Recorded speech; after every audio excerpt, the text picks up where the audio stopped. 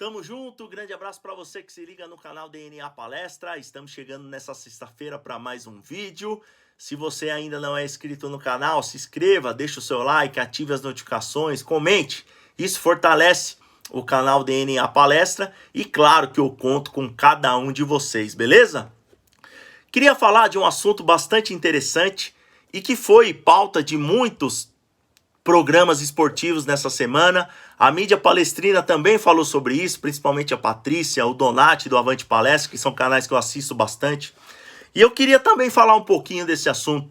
A continuidade do trabalho do Abel Ferreira, o prazo de validade dos técnicos do futebol brasileiro, né? Estamos vivendo um momento totalmente atípico, né? E acho que o torcedor do Palmeiras tem que pensar muito nisso. E é mais ou menos isso que eu queria desenvolver com todos vocês agora. É claro que o Abel Ferreira é um dos maiores técnicos da história do Palmeiras, e aí você pode elencar aí com a sua opinião ou com o seu gosto. É claro que não é passível só de elogios, é passível de críticas também o Abel Ferreira, como eu o critiquei em 2023, principalmente naquela eliminação para o Boca Juniors, onde ele demorou muito para colocar a molecada da base, principalmente o Endrick e o Luiz Guilherme. O time do Boca era muito pior do que o Palmeiras e acabou jogando a final da Libertadores diante do Fluminense. 2024 também foi um ano diferente. Palmeiras começou numa decisão onde não conseguiu jogar bem lá no Mineirão contra o São Paulo na Supercopa. Depois foi campeão paulista em cima do Santos, que jogava a Série B. E na sequência deixou muito a desejar, principalmente nas Copas, né? 2024, o Palmeiras perdeu nas oitavas de finais da Libertadores para o Botafogo, que acabou sendo campeão, e o Abel Ferreira gosta de tocar nesse assunto. Na Copa do Brasil perdeu para o Flamengo, foi eliminado pelo Flamengo e também deu adeus nas oitavas de finais e o Flamengo foi campeão. E no Campeonato Brasileiro, o Palmeiras com a faca e o queijo na mão, o jogo decisivo no Allianz Parque perdeu para o Botafogo, e ali acho que foi um choque de realidade para todo mundo. A pressão veio forte e muitos batiam na tecla que a era Abel Ferreira tinha chegado ao fim. E justamente é esse assunto que eu queria falar. E muitos me chamavam de passapano aqui no canal. E tá tudo certo. Eu gosto mesmo da continuidade do trabalho, principalmente no trabalho que tá dando certo. Impossível você ganhar tudo. Claro que opiniões e... não só opiniões, mas como escolhas, cada um tem a sua, mas a gente vive olhando o Palmeiras de fora, lá dentro é outra história, principalmente quem jogou bola sabe muito disso. Palmeiras começou 2025 de uma forma bastante instável e claro que gerou mais críticas.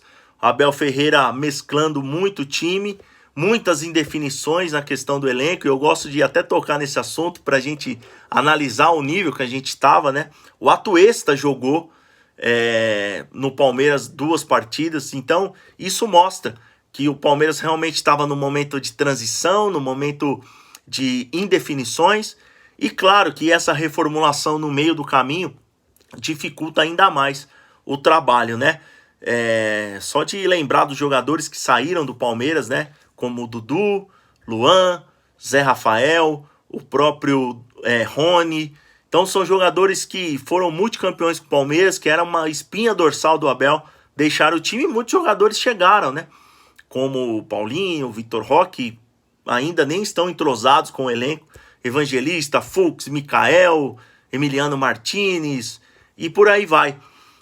E tudo isso mostra a dificuldade, né, do entrosamento, a dificuldade de uma nova filosofia do Abel Ferreira, e por isso que eu era contra a saída do Abel, críticas exageradas, e claro que depois da derrota no Campeonato Paulista, isso mexeu bastante com o torcedor do Palmeiras, principalmente perder para o rival, um rival desorganizado, um rival que tecnicamente tem sim alguns valores, mas o Palmeiras era infinitamente melhor.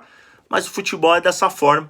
E é muito interessante a forma que o Abel aborda as entrevistas, batendo na tecla que a última entrevista eu ando com a medalha do Campeonato Paulista de vice-campeão, porque isso está me ajudando a mostrar que o trabalho está sendo feito com qualidade, que eu não perdi o primeiro, que eu ganhei a segunda colocação. Claro que também é uma forma de motivar, é uma forma de demonstrar o momento que o Palmeiras está vivendo, né? E aí eu bato nessa tecla, né? Pensa bem em toda essa situação.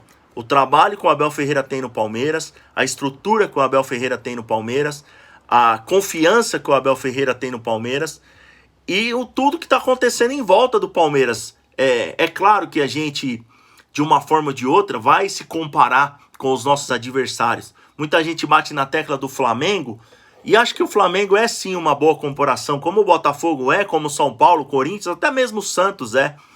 Olha só o momento de cada time.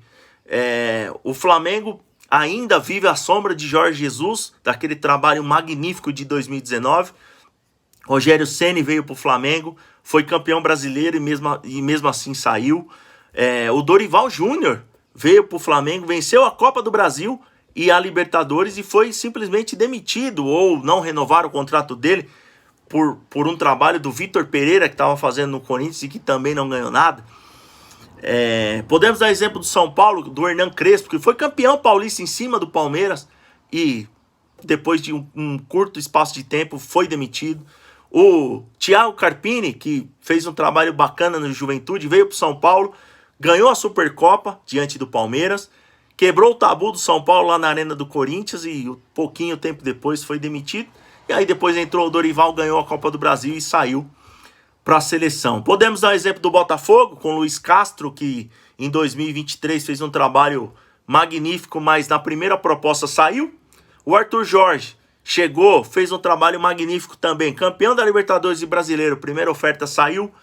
O Ramon Dias, que campeão paulista em cima do Palmeiras e menos de 4 rodadas de Campeonato Brasileiro já foi demitido. Como o Renato Gaúcho no Grêmio, saiu praticamente esculhambado, e aí agora o Gustavo Quinteiros foi demitido em menos de 3 meses de trabalho. Pedro Caixinha, que fez um trabalho grande no Bragantino, demitido no Santos com menos de 3 meses de trabalho.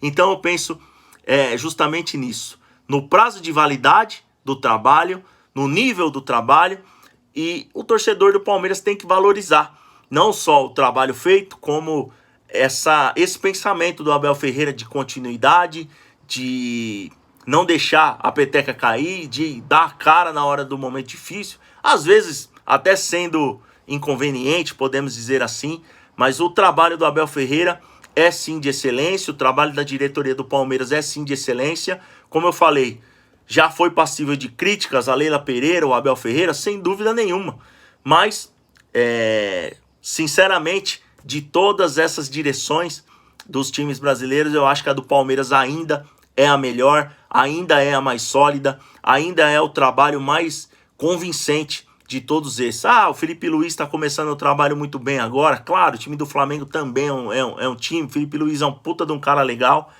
Mas, analisando friamente, deixando o clubismo de lado, acho que essa diretriz do Palmeiras, esse momento do Palmeiras não pode ser desprezado, não pode ser jogado fora. Acho que a diretoria do Palmeiras tem sim que tentar renovar o contrato com o Abel Ferreira, mesmo achando que vai chegar ao final do ciclo dele no final do ano, que é o último ano de contrato. Mas é isso. O Palmeiras perdeu o Campeonato Paulista, o Abel Ferreira mostrou para o torcedor tudo que ele pensa, mostrou para a diretoria tudo que ele pensa e tá aí remontando o Palmeiras. Claro que futebol é isso. Quarta e domingo. Ganhou domingo, ganhou quarta, maravilhoso. Perdeu no domingo, já vai ser passível de críticas, mas é muito importante a gente analisar tudo isso, né? A rota que o Palmeiras está seguindo, esse prazo de validade. Pensa nisso.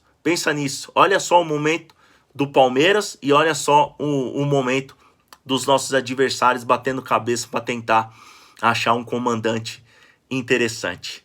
Beleza? Se liga aí, se inscreva no canal, que domingo tem Palmeiras e Fortaleza. A gente chega com o Por Dentro do Jogo no canal DNA Palestra, o pós-jogo no DNA do jogo. E amanhã, com certeza, a gente volta aqui para trocar ideia, para falar do Verdão, tá bom? Tamo junto, grande abraço. Aqui o DNA é Palestra.